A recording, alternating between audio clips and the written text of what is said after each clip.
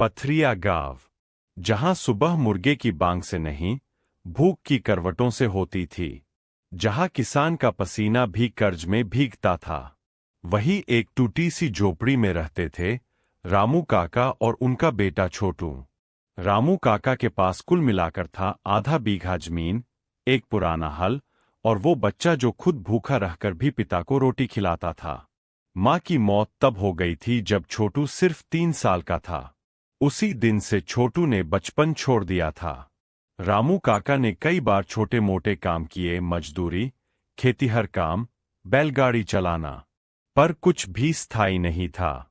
बारिश ना हो तो खेत सूखा, बारिश ज्यादा हो जाए तो फसल बह जाए। छोटू दिन में बाप के साथ खेतों में काम करता और रात को अपने दोस्तों से उधार ली गई पुरानी किताबें पढ़ता था। रामू काका को जब भी छोटू किताब पढ़ते देखते तो आंखें भर आतीं। काश बेटा, मैं तुझे स्कूल भेज पाता। छोटू मुस्कुराकर कहता, एक दिन मैं खुद अपनी किताबें खरीदूंगा बाबा, और आपको पढ़ाना भी सिखाऊंगा। एक दिन खेत में हल चलाते हुए रामू काका जमीन पर गिर पड़े। जब छोटू दौड़ता हुआ पहुंचा तो रामू बेसुध थे।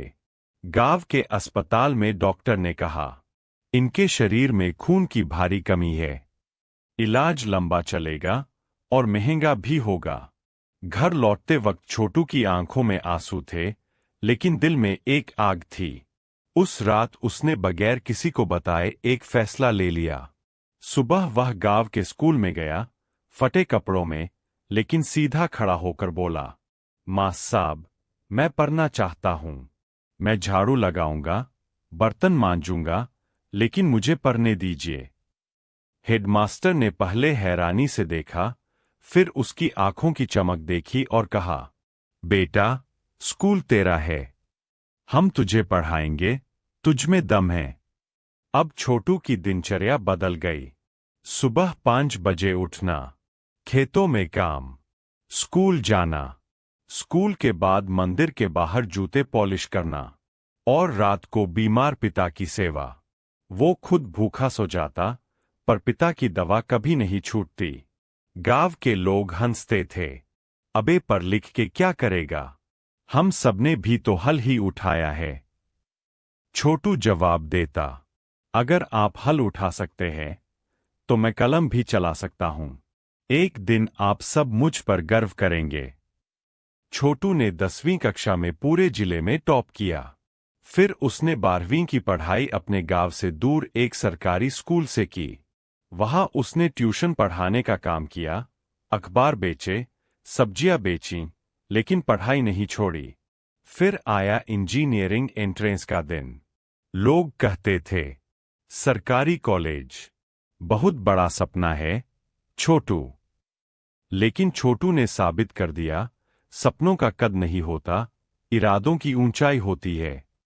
वो एक नामी सरकारी इंजीनियरिंग कॉलेज में चुन लिया गया। 4 साल बाद जब छोटू डिग्री लेकर गांव लौटा, तो वो पुराना छोटू नहीं रहा। अब वह एक सरकारी कंपनी का अफसर था। एक बड़ा गाड़ी लेकर जब वह अपने बाबा को लेने आया, तो गांव वालों की आंखें फटी रह गईं। रामू काका की आंखों में आंसू थे। अब वो बेटा, जो उनके पसीने की परछाई था, उन्हें गाड़ी में बैठाकर शहर ले जा रहा था, इलाज के लिए। पिता के इलाज के बाद छोटू ने अपने गांव में एक छोटा हॉस्पिटल खुलवाया, अपने पिता के नाम से, रामू सेवा केंद्र। फिर गांव में एक स्कूल भी खुलवाया, जहां गरीब बच्चों को मुफ्त शिक्षा और खाना मिलता था।